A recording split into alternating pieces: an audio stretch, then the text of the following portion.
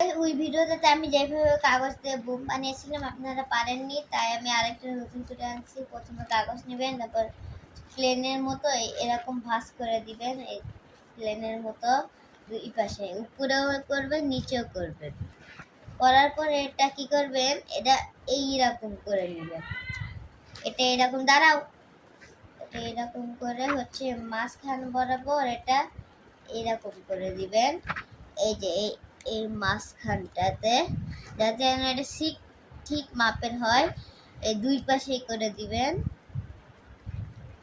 এই বুঝছেন? এরকম করার পরে আপনারা কি করবেন, এই দুইটা এইরকম করে মানে এটা হচ্ছে উপরের দিকে লাগাই দিবেন। হয়ে গেল।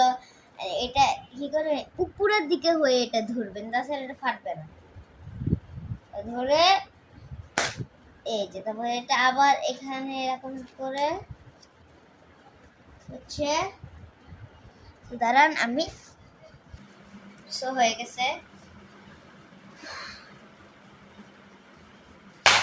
ও